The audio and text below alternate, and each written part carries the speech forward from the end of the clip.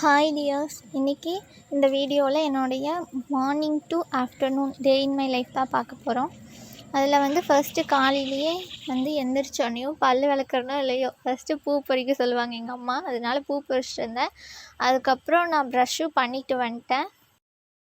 பண்ணிவிட்டு என்னுடைய பிரேக்ஃபாஸ்ட்டும் எடுத்துக்கிட்டேன்.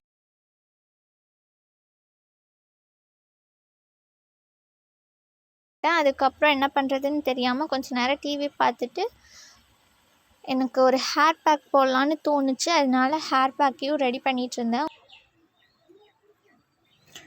நான் போட்ட இந்த ஹேர் பேக்கில் என்னென்ன இன்க்ரீடியன்ட்ஸ் வித் பெனிஃபிட்டோடு நான் டிஸ்கிரிப்ஷனில் கொடுக்குறேன். நீங்கள் போய் செக் பண்ணி பாருங்கள். உங்களுக்கும் யூஸ்ஃபுல்லாக இருக்கும்னு நினைக்கிறேன். நான் மெயினாக டேண்ட்ரஃப்க்கும் இச்சினஸ்க்கும் தான் ஃபஸ்ட்டு நான் கான்சென்ட்ரேட் பண்ணியிருக்கேன். அதனால அதுக்கு தகுந்த மாதிரி தான் நான் இன்க்ரீடியன்ட்ஸுமே எடுத்திருக்கேன். உங்களுக்கும் இந்த மாதிரி இருந்ததுன்னா நீங்களும் இந்த ஹேர் பேக் ட்ரை பண்ணி பாருங்கள்.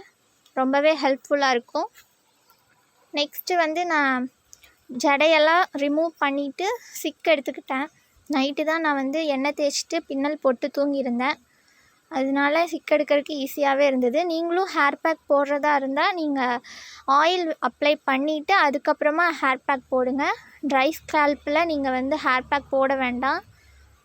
அது ரொம்பவே ஃப்ரிஸி ஆக்கி விட்டுரும். அப்புறம் எச்சா ட்ரை ஆன மாதிரி ஃபீல் பண்ணுவீங்க நீங்கள். நார்மலாக ஹேர் ஃபால் ஆகிறத விட ரொம்பவுமே ஹேர் ஃபால் ஆகும் ட்ரை ஸ்கேல்பில் நீங்கள் ஹேர் பேக் ஏதாவது போட்டிங்கன்னா. அதனால தான் ஏதாவது ஆயில் அப்ளை பண்ணிவிட்டு அதுக்கப்புறம் நீங்கள் ஹேர் பேக் போடுறதுனா போடுங்க. சிக்கும் எடுத்துட்டேன். நான் சிக்கு எடுத்துகிட்டு ஹேர் பேக் போடுறேன்.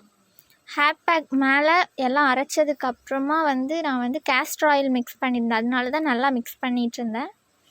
மிக்ஸ் பண்ணிவிட்டு அப்படியே எடுத்து ஸ்கேல்பில் அப்ளை பண்ண வேண்டியது தான். அப்படியே பார்ட்டிஷனாக பிரித்து நீங்கள் அப்ளை பண்ணிக்கோங்க.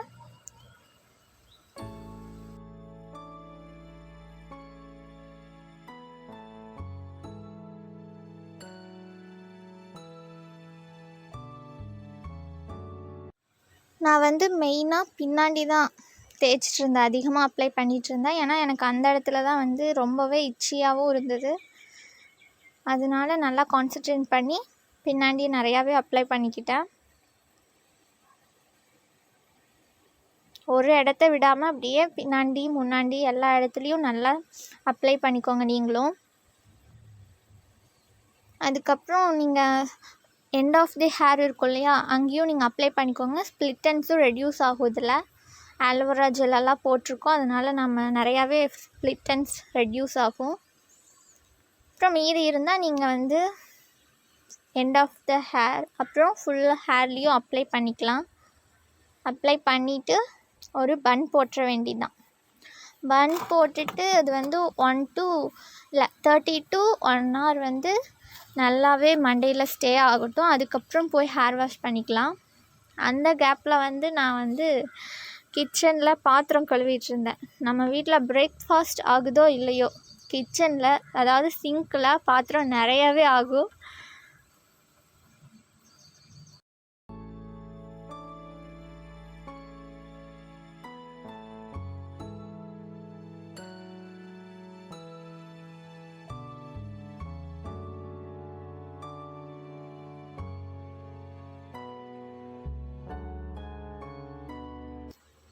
இன் பிட்வீன் கேப்பில் என் பிரதர் இந்த மாதிரி ஹேர் பேக்கெல்லாம் நீ போடுறதுனால தான் உனக்கு ஸ்ட்ராங் அண்ட் ஹெல்தி ஹேராகவே இருக்குது அப்படின்னு சொல்லிட்டு இருந்தான். அப்படியெல்லாம் இல்லை. மேபி ஹேர் பேக் உங்களுக்கு எதுக்கு ஹெல்ப் பண்ணுன்னா, இந்த மாதிரி டேண்ட்ரஃப்க்கு இச்சினஸ்க்கு ஹேர் வளர்கிறதுக்கும் ஹெல்ப் பண்ணும். ஆனால் இது மட்டுமே ஹெல்ப் பண்ணணுன்னு கிடையாது. நீங்கள் சரியான இன்டேக் எடுத்துக்கணும். அதனால தான் நிறையா பெனிஃபிட் இருக்கும். இன்டேக் அதிகமாக எடுத்துக்கிறதுனால தான். எனக்குமே நிறையா ஹேர் ஃபால் ஆகுது. பட் இருந்தாலும் கொஞ்சம் கண்ட்ரோல் பண்ணுறதுக்காக நான் இந்த மாதிரி ஹேர் பேக் போடுவேன். எங்கள் வீட்டில் எப்போவுமே இந்த தேங்காய் நாரில் தான் பாத்திரம்லாம் வாஷ் பண்ணுவாங்க. வெளியில் ஸ்க்ரப்பர் இதுக்குன்னு தனியாக வாங்கி வாஷ் பண்ணதே கிடையாது. தேங்காய் நம்ம சமையலுக்கும் யூஸ் பண்ணிவிட்டு அதில் இருக்கிற நாரை நாங்கள் பாத்திரம் கழுவுறதுக்கு யூஸ் பண்ணிப்போம். இன்னுமே எத்தனை பேர்த்து வீட்டில் இந்த மாதிரி ஸ்க்ரப்பருக்கு பதிலாக தேங்காய் நாரில் பாத்திரம் கழுவுவீங்கன்னு சொல்லுங்கள். மேக்ஸிமம் யாரும் பண்ண மாட்டீங்கன்னு தெரியும். ஏன்னா ஸ்க்ரப்பர்லேயே நிறையா வெரைட்டிஸ் எல்லாம் வந்திருக்கு. அதுதான் யூஸ் பண்ணி நீங்கள் பழக்கப்பட்டிருப்பீங்க. எங்களுக்கு வந்து இதுதான் கம்ஃபர்டபுளாக இருக்கும். டக்குன்னு கழுவுனோன்னையும் தூக்கி போட்டுடலாம். அப்புறம் நெக்ஸ்ட்டு எடுத்து புதுசாக எடுத்து யூஸ் பண்ணிக்கிற மாதிரியும் இருக்கும். அதனால தான் நாங்கள் மேக்ஸிமம் இதுவே யூஸ் பண்ணிக்கிறது. இதில் கழுவுனா நல்லாவே இருக்குங்க. மற்ற ஸ்க்ரப்பரும் நான் யூஸ் பண்ணியிருக்கேன் 1 or 2 times. அதில் கழுவுறக்கும் இதில் கழுவுறக்கும் நிறையாவே பெனிஃபிட்ஸ் இருக்குதுன்னு தான் சொல்லுவேன். இதில் கழுவுனா பாத்திரம்லாம் கொஞ்சம் பளிச்சுனே இருக்குதுங்க. அதுக்காக ஸ்க்ரப்பரில் கழுவுனா பளிச்சுன்னு இருக்காதான்னு சண்டைக்கு வந்துடாதீங்க. இதுதான் எங்களுக்கு சாட்டிஸ்ஃபேக்ஷனாக இருக்குன்ட்டு எங்கள் அம்மாவும் இதுவே சொல்லி தான் பழக்கப்படுத்தியிருக்காங்க. அதனால எனக்கும் இதுதான் பழக்கம். நடுவில் சைடில் போயிட்டு வருவேன். ஒவ்வொன்றா பாத்திரத்தையும் கழுவி அங்கே கூடையில் அடுக்கிட்டு இருந்தேன். நீங்களும் ஹேர் பேக் போட்டு ஏதாவது ஒர்க் பண்ணிவிட்டு இல்லைன்னா அதுக்குன்னு டைம் ஸ்பெண்ட் பண்ண வேண்டாம். இந்த மாதிரி வேறு வேலையில் இருக்கும்போது இந்த மாதிரி ஹேர் பேக் போட்டு நீங்களும் அந்த வேலையும் ஆன மாதிரியா இருக்கும். ஹேர் பேக்கும் கொஞ்சம் மண்டையில் இருக்கிற மாதிரி இருக்கும். கடைசியில் கழுவிட்டு ஏகும் பார்த்தா அவ்வளோ சாட்டிஸ்ஃபேக்ஷனாக இருந்ததுங்க. யாரெல்லாம் இந்த சாட்டிஸ்ஃபேக்ஷனை ஃபீல் பண்ணியிருக்கீங்கன்னு சொல்லுங்கள். அவ்வளோதான், கிச்சன் கவுண்டர் டாப் எல்லாமே க்ளீன் பண்ணியாச்சு. இனி போய் ஹேர் வாஷ் பண்ணிவிட்டு உங்களை பார்க்குறேன்.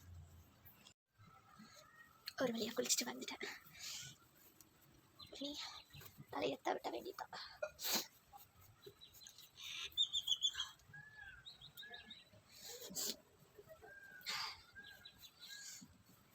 இந்த திப்பியெல்லாம் இருக்கும். நீங்கள் காய வச்சிங்கன்னா அது போயிடும்.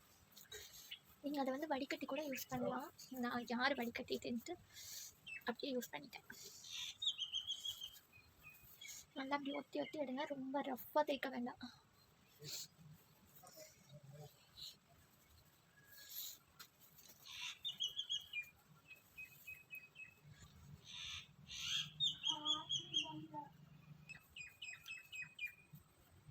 நல்லா வெட் பண்ணிக்கோங்க.